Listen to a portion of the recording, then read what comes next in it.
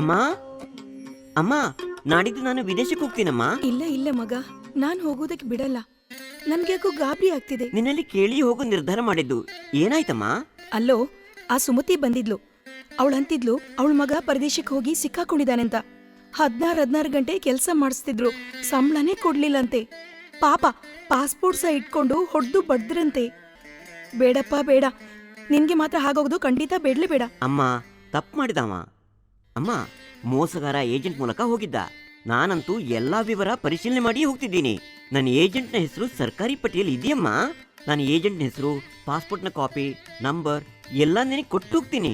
ಕೆಲಸ ಕೂಡ ಚೆನ್ನಾಗಿ ಕಲ್ತಿದ್ದೀನಿ. ನಾನು ಅಲ್ಲಿನ ಭಾಷೆ ಕೂಡ ಅಲ್ಪ ಸ್ವಲ್ಪ ಕಲ್ತಿದ್ದೀನಿ. ಹಾಗಾಗಿ ನಾನೇನು ಸಿಕ್ಕಿ ಹಾಕೊಳ್ಳಲ್ಲ. ಆದ್ರೆ ಮಗ, ನಿನ್ ಪರಿಚಯದವರು ಯಾರೂ ಇಲ್ವಲ್ಲ ಅಲ್ಲಿ? ಅಮ್ಮ, ಅಲ್ಲಿ ಭಾರತ ಸರ್ಕಾರದ ಆಫೀಸ್ ಇದೆ. ಅದನ್ನು ರಾಯಭಾರಿ ಕಚೇರಿ ಅಂತಾರೆ. ಅಲ್ಲಿಗೆ ಹೋದ ತಕ್ಷಣ ಅವ್ರನ್ನ ಸಂಪರ್ಕಿಸ್ತೀನಮ್ಮ. ನೀನೇನೂ ಚಿಂತೆ ಮಾಡಬೇಡಮ್ಮ. ಸಂತೋಷದಿಂದ ಕಳ್ಸ್ಕೊಡಮ್ಮ ನನ್ನನ್ನ. ಹೌದು, ವಿದೇಶದಲ್ಲಿ ಪಡೆದರೆ ನೌಕರಿ, ಸುರಕ್ಷಿತವಾಗಿ ಹೋಗಿರಿ. ತರಬೇತಿ ಪಡೆದು ಹೋಗಿರಿ. ಹೋದ ತಕ್ಷಣ ಭಾರತೀಯ ರಾಯಭಾರಿ ಕಚೇರಿಯನ್ನು ಸಂಪರ್ಕಿಸಿ. ವಿದೇಶದಲ್ಲಿ ನಿಮ್ಮ ಗೆಳೆಯ ಭಾರತೀಯ ರಾಯಭಾರಿ ಕಚೇರಿ.